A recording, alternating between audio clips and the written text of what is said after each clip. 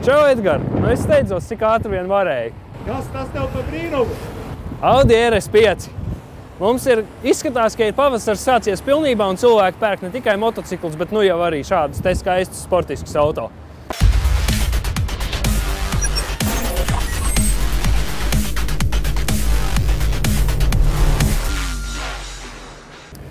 Šis ir Audi RS5, konkrētāk otrā paudze, reģistrēta ir 27. decembrī 2017. gadā. Dažas dienas pietrūka līdz tam, lai būtu 2018. gada mašīna. 2,9 litru V6 dzinējs ar 450 zirgiem. Interesanti ir tas, ka tas ir pa 60 kg vieglāks nekā iepriekšējās paudzes RS5-niekos, un šis te pats dzinējs tiek likts arī Porsche Panamera 4S versijā. Principā tas ir Porsche dzinējs. Nu, kā jau tāda tipa auto, Audi RS5 arī nāk ar ļoti bagātīgu standarta komplektāciju. Šis konkrētais auto tika izvēlēts tādēļ, ka tam ir vairākas īpašas papildu aprīkojuma lietas pieliktas klāt. Viena no tām ir karbona paka, kas ir principā redzama mašīnai visas riņķī. Tās uzliks, kas ir zem durvīm un uz aizmugurējā bampera, un arī spoilerīts ir karbona. Ar šādu auto svarīgs, protams, ir ātrums. Tātad šim automobīlim uzrāviens no 0 līdz 100 km/h ir 3,9 sekundes, bet tikpat svarīgi, iespējams pat dažās situācijās svarīgāk, ir pietiekami ātri apstāties. Tādēļ šis konkrētais auto ir arī aprīkots ar keramiskajām bremzēm, kas nenāk standartā un maksā klāt aptuveni 7000 eiro pie jaunas mašīnas cenas. Nu, iekšā mums ir baigais kosmos, ne? No vienas puses baigais kosmos, no otras puses īstenībā lakoniski sakārtotība, tā to laikam varētu nodēvēt. Katrā gadījumā ļoti patīkami ir šeit atrasties, un arī sēdeklis ir ļoti patīkams, ērts, labi pieregulējams un tā tālāk. Nu, viss ir kārtībā, īsti pat nav pie kā piesieties. Principā, līdzīgi kā citos modernos Audi, arī šajā ir tātad iespēja pirmkārt uzlikt karti pa visu spidometru. Tas ir viens un otrs. Kas šo atšķir, kā teiksim, augstas veiktspējas automašīnu no pārējām, ir tas, ka te ir divi šādi rādītāji. Ja? Un viens tātad mēra procentāli, cik liela dzinēja jauda tiek izmantot tajā brīdī, kad notiek pātrināšanās, un otrs savukārt to pašu griezes momentu arī rāda. Nu, procentāli rāda. Ja? Nu, tāds it kā sīks gadžets, bet nu, priekš šādas mašīnas man liekas ļoti forša lieta. Nākamā labā lieta, kas ir stūri, kas ir apvilkta ar alkantaru.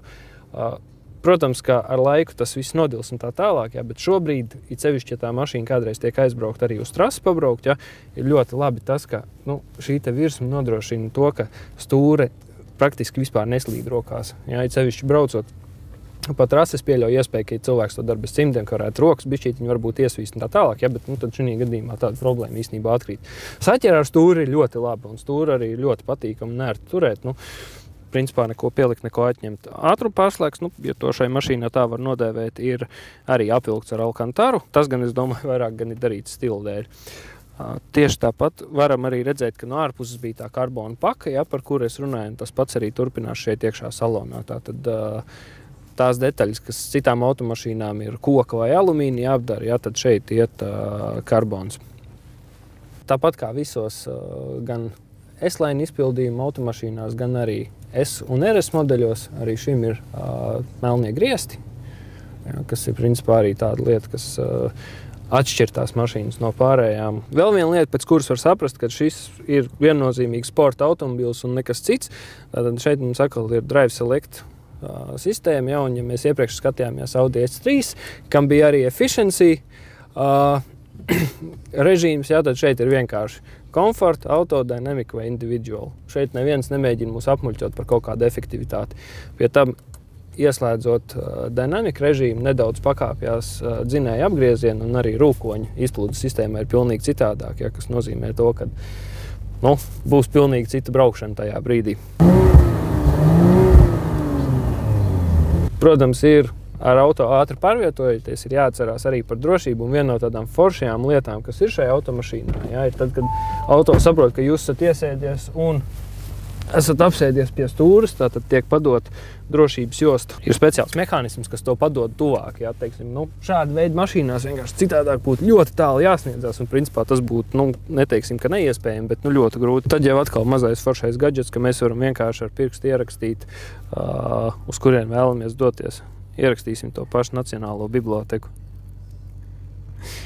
kuru pagājušajā reizē kāds pamanīja, ka esot vēl vecā adrese norādīta.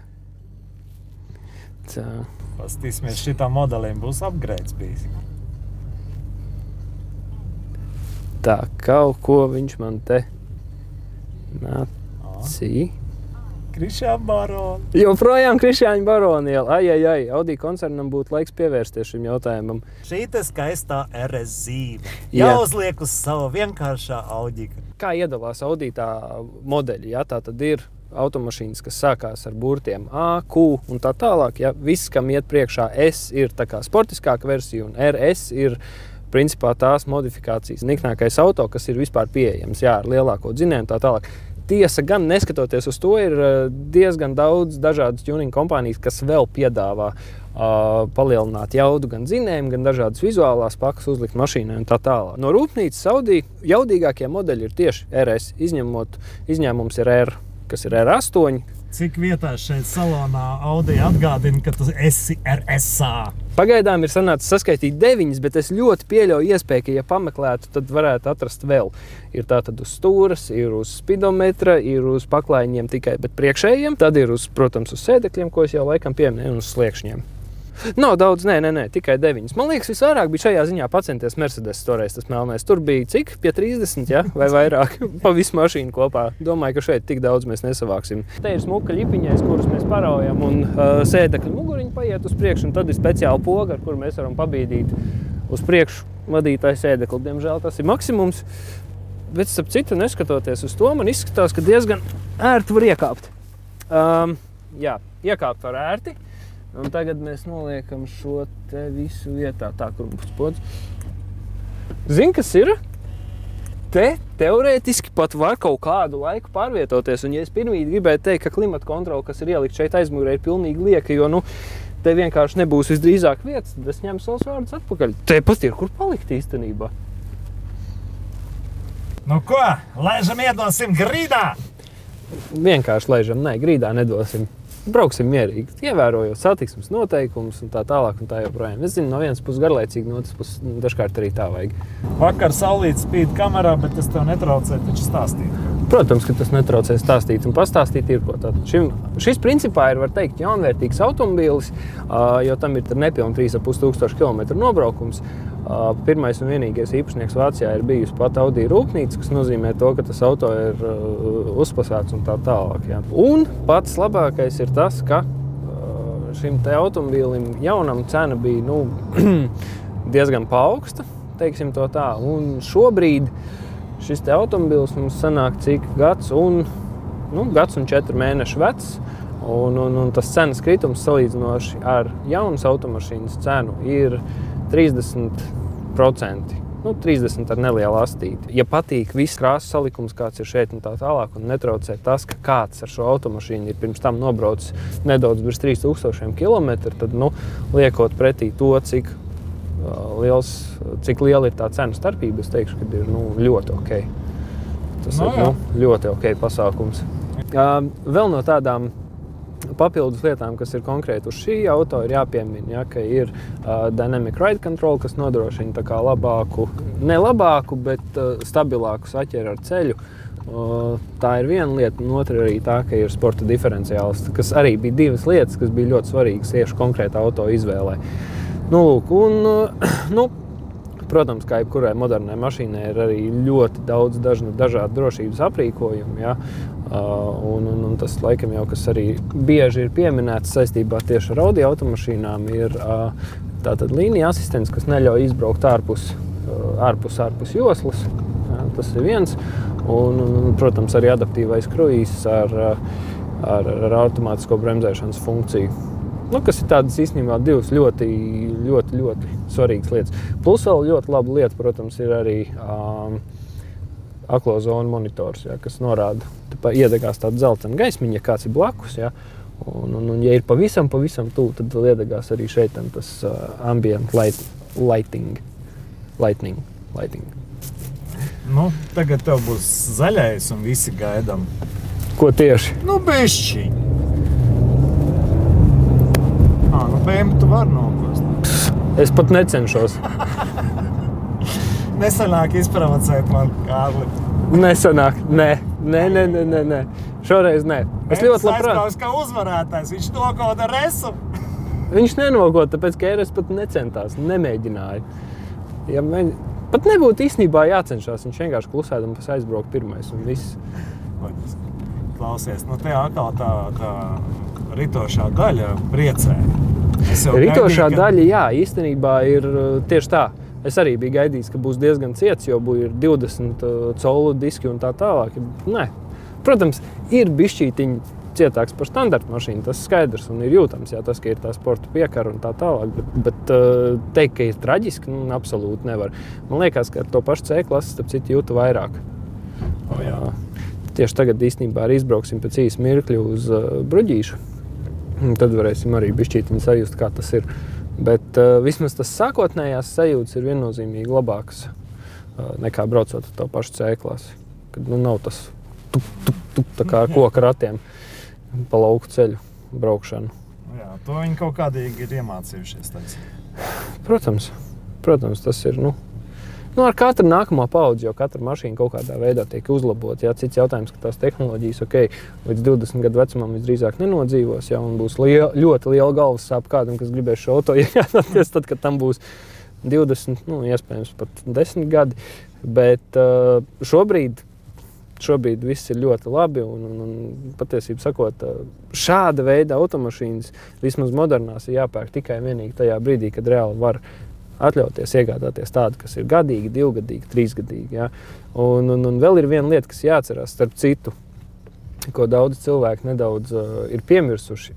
Kādreiz liels motora tilpums nozīmē arī ļoti ilgstošu resursu motoram. Ja? Viena lieta, kas jāatcerās, šiem visiem augsts veiktspējas dzinējiem, tas resurss patiesībā ir diezgan mazs. Un pirkt šādu auto ar apmēram 100 000 kilometru nobraukumu vai nedaudz virs, patiesībā sakot, jūs pērkat sev diezgan lielu problēmu tuvākajā nākotnē. Tas ir arī viens no iemesliem, kādēļ tās mašīnas pie 100 000, plus mīnus 100 000 nobraukumu ir ļoti salīdzinoši pievilcīgās cenās. Protams, ka visas tās problēmas ir atrisinājums, jautājums ir vienkārši par to, cik tas izmaksā. Ja? Tas bija tā kā bija Top Gearā jautājums savā laikā, ka viņi vai var nopirkt supermašīnu, superauto pa 10 000 mārciņu. Ja? Un toreiz bija runa par kaut kādiem 70, 80 gadu superkāriem. Ja? Atbild bija jā, bet Dieva dēļ nedariet to. Mīļais Bruģītis. Jā, bet es esmu nedaudz vīlies, godīgi sakot. Jā, es biju gaidījis, ka nezinu, tur žoklis pret žokli sitīsies, vēl kaut kas ekstrēms notiks, bet nē. Pilnīgi vienkārši elementāri brauc. Īstenībā skaņa arī nav tāda, kad vairāk skanētu brauciens tieši pa bruģi, paši tā bruģa skaņa. Jā, lomas sālā nepirst, normāli. Nē, neliela vilšanās. Taču vajag taču katrai mašīnai atrast kaut ko pie kā piesietties. Tātad, kas ir šai automašīnai slikts? Tātad, pirmās divas lietas. Tātad viņi nemēģina maskēties un iestāstīt kādam, ka ar viņu var mēģināt braukt ekonomiski. Ja? To mēs varam aizmirst pilnībā. Nav. Efficiency režīma vienkārši nepastāv un nav. Pēc šitāda skaidrs, ka vajag tēt, kuram ir benzīntanks. Un otrs, kas tā pa sporta mašīna, kurā nesitās žoklis viens pret otru? Nē, nav labi. 3 lietas, labas lietas, 2 jau bija, tagad ir 3. Diemžēl šobrīd ir jābrauc ar auto, jānoparko un jāgaida, kad jaunais īpašnieks tam nāks pakaļ. Skumjš moments, bet ko darīt? Tāda tā dzīve pa brīdim ir. Šīs mašīnas negribās. Absolūti negribās. Un starp citu vēl viena lieta, kas man pie konkrētās patīk, ka šim auto ir absolūti neuzkrītoša krāsa. Un, ja kāds arī nezina, kas ir RS, tad nekad mūžā neiedomāsies, ka šis te ir kaut kas ļoti īpašs. Tā ir viena no tādām arī labām lietām. It kā jau saka, ka šāda veida mašīnas jāpērk spilgtos toņos, lai izceltos un tā tālāk, bet man kaut kā diezgan saprotams ir tas, ka šis auto ir tāds, neuzkrītošs, bet pārliecinoši. Jā. Lai cik ļoti arī negribētos šobrīd no šī auto atvadīties, diemžēl tas ir jādara. Un nobeigumā, kā vienmēr teikšu, ja jums ir līdzīgs sapnis vai jebkāda cita automašīna, ko esat noskatījis Eiropā un to vajag pārbaudīt un droši nogādāt uz Latviju, vērsieties pie mums.